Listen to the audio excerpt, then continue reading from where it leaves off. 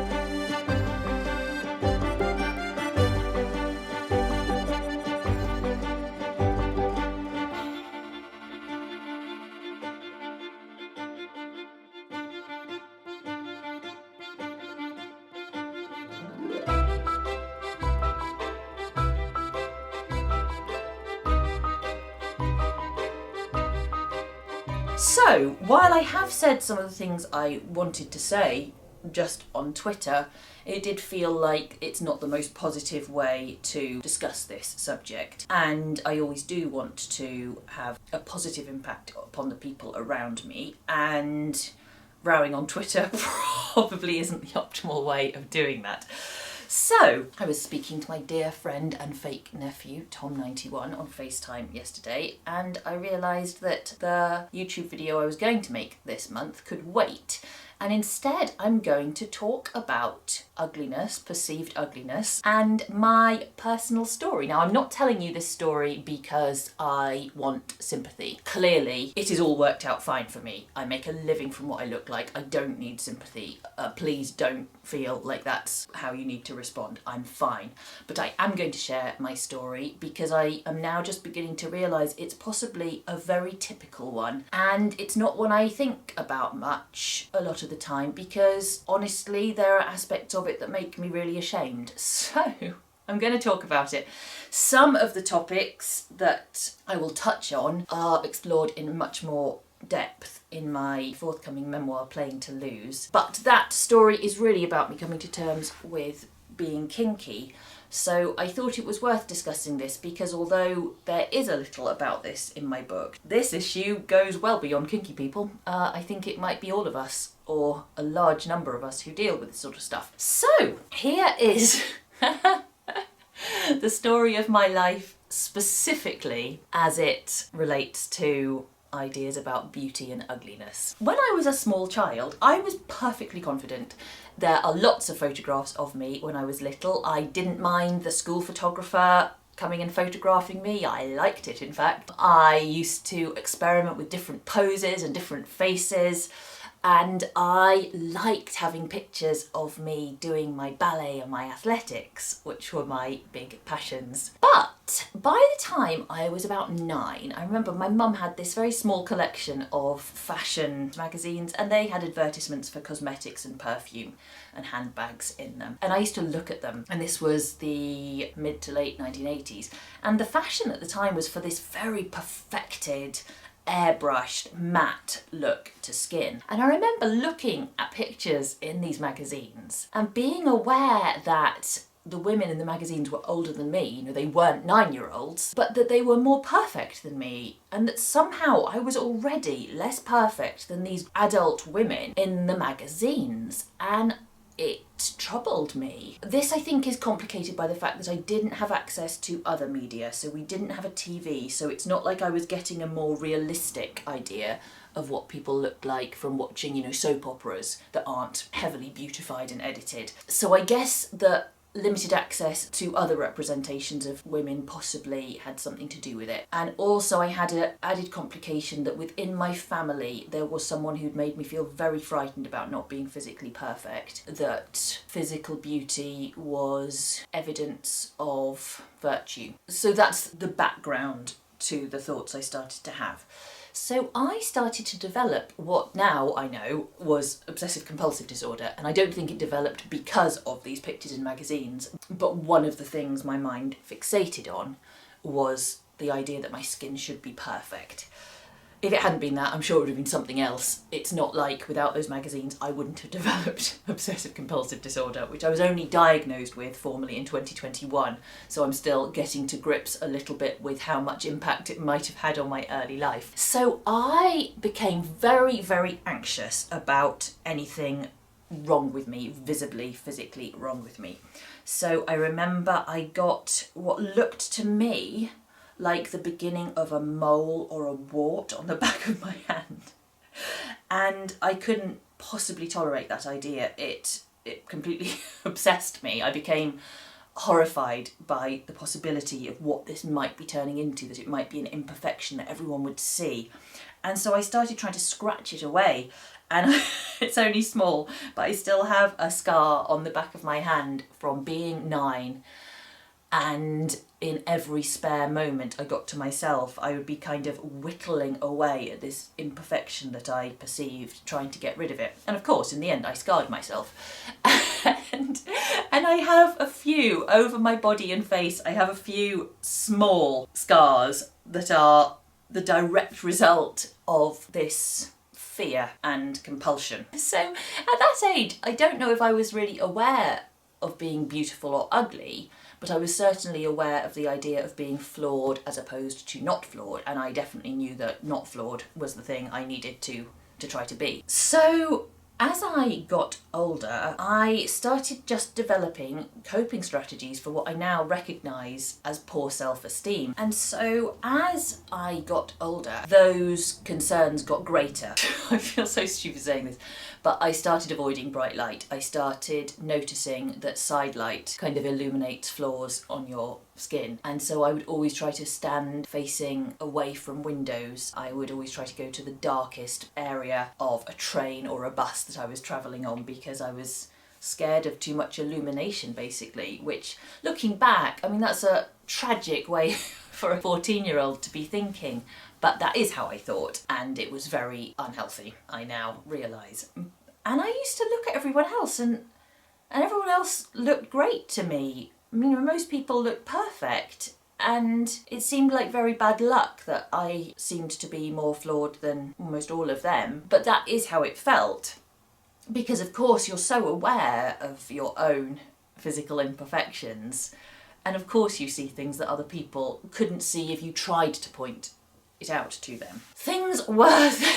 complicated because I found out that I was kinky under very traumatic circumstances. Looking back as an adult now, it just seems very embarrassing and quite ludicrous, but at the time it felt like the end of the world, and this is covered very extensively in my book Playing to Lose. And as a result of discovering what I saw as a kind of inner flaw, a flaw of my psychology or maybe of my soul, being aware of this thing being wrong with me internally, I think my attitude to how I looked was affected by that, because I think I felt like I didn't deserve to look good because I was flawed inside. So my attitude to how I looked deteriorated quite rapidly and dramatically. And when I look back, I think, how did I manage? I went and auditioned at drama school, which includes being assessed on how you look. Well, looking back, I realise I felt very ugly and very frightened that my ugliness would stop me getting a place at drama school, but it didn't, because my ugliness was imaginary. So the trying to erase flaws from my body that had started when I was 9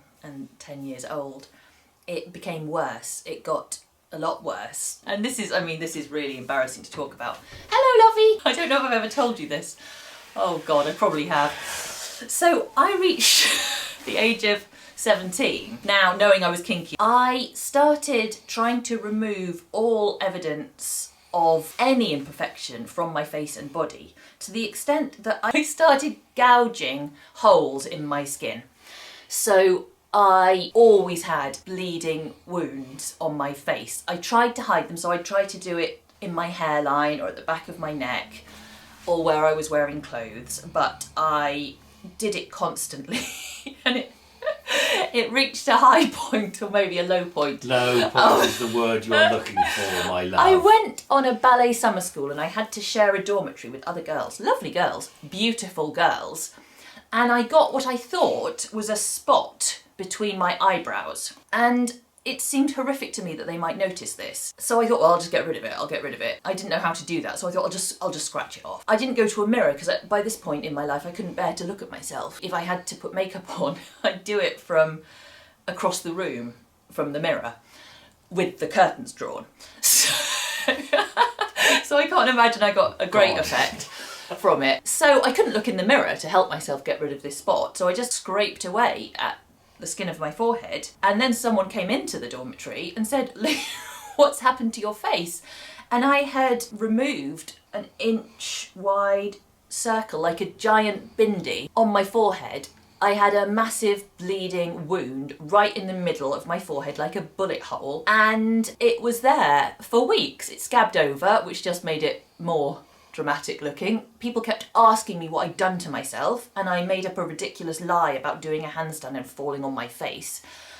And I think part of me realised I really couldn't keep doing that. So I went off to drama school, miraculously, whereupon we had to do TV classes, which meant that we had to act for a TV camera, and then we had to watch the thing back. You'd have liked it, Gareth. So we'd have to review our performances, and the first week we'd learned a script and someone was going to perform it in front of the camera. And it turned out I was the only person who actually learned all my lines, because I did that very thoroughly. I was a very hard worker, 18-year-old me. And so I went first. So the first performance I saw on this TV camera, giant on a big screen, was me, just my face, doing some acting, and I honestly thought I had never seen anything more ugly in my life. I was just disgusted, because I hadn't looked at myself for several years properly by this point, and suddenly there I was, head and shoulders shot in a brightly lit TV studio, and I just felt absolutely devastated by what I saw as just irredeemable ugliness. So obviously I had to learn to deal with this, because this is what we did in TV class every week. And I did. I didn't fail, I did carry on, but I found it very upsetting. And I remember in my second year at drama school, I moved to Streatham Common in London, and it got a big Muslim community. And I remember seeing women in burqas and thinking, oh God, that would solve everything. If only I could just cover my whole face when I went out. Oh, that would be wonderful. Now, obviously, I was trying to have a theatre and TV career. That wasn't going to be an option for me.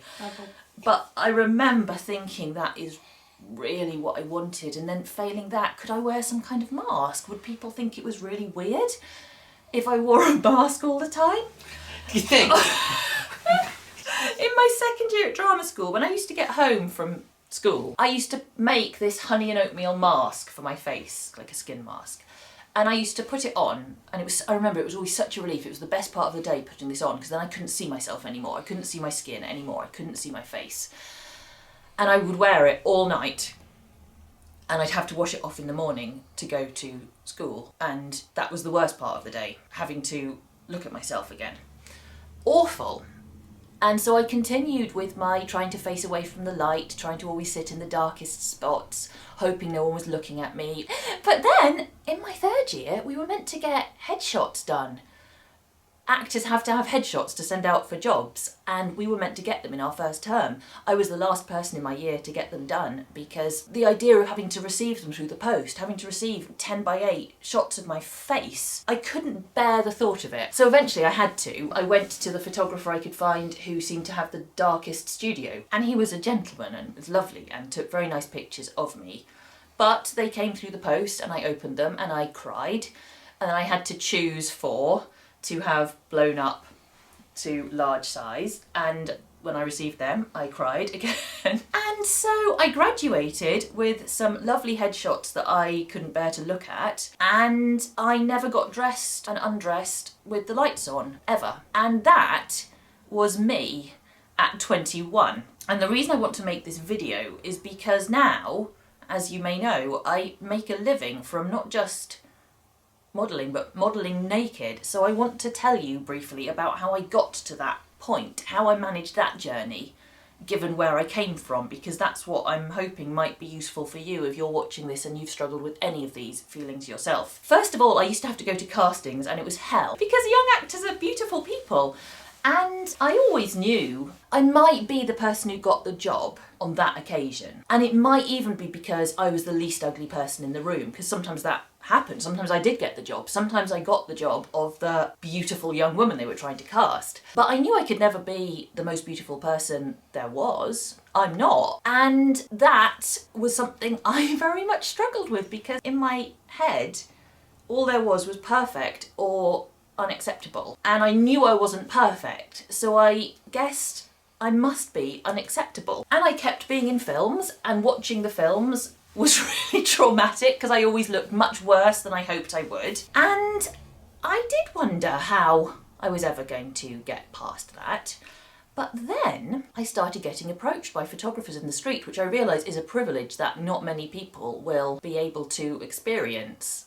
And because it happened multiple times, I started to think, well, you know, I might be really ugly, but maybe it's the sort of ugliness that some photographers like. Maybe I've got something useful. So I started going to photo shoots, and I had a couple. I was really frightened.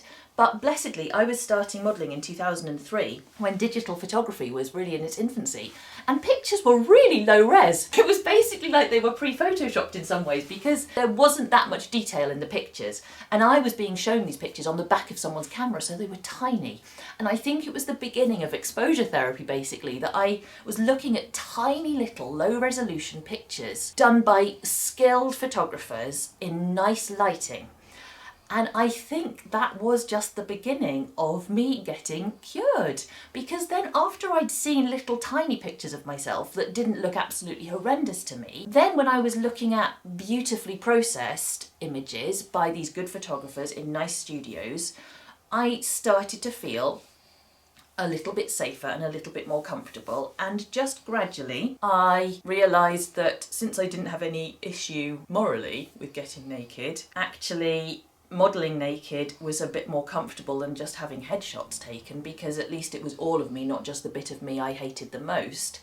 And I started to not hate my body anymore. And then gradually, I stopped hating my face so much. And now, if I wanted to, and I don't, I could list to you all the things I don't like about my face and my body, and there are loads. But the fact is that taken as a whole, I find myself acceptable. And I think for a lot of us, that's probably as good as it ever gets. What do you feel about yourself? That I am rather plain and overweight, but that doesn't actually matter much in the grand scheme of things. Do you feel acceptable? Well, yes. Oh, well done. Good. You should. I'm not my type, so very difficult for me to judge. That is a fair point. I think you're attractive. Yeah. Did you know? Thank you. You did know that. Yes. So, one of the reasons that I think I have managed to cope with ageing as a professional model so well is that my starting point was such low self-esteem that although I'm sure in some ways I'm much less perfect looking than 25-year-old me who started modelling, in that time I've also healed so far from the way 25-year-old me felt about herself that I feel probably more confident, definitely more confident as a person now than I did then. And even in terms of how I look, I think I do feel more confident. I'm hesitant to say it because I know I've got the list in my mind of all the things that I don't think are okay. But taken as a whole, I often feel okay, which is... Yeah. I hope for that also for you. So I suppose the most helpful thing I can say, other than if you are really avoiding light and avoiding cameras in the way that I know from talking to some people over the last few days on Twitter, I know some of you are doing, other than forcing yourself to keep being in pictures and keep looking at yourself in the mirror, because I do think in this case exposure therapy can actually work wonders, and maybe getting some actual professional pictures of yourself taken if you can bear it, because I do remember how it felt when I'd actually worked for a photographer who shot models well, how that felt, and I cover that a lot more in my book, the power of it. But the main thing that helps me is, you know, when I look back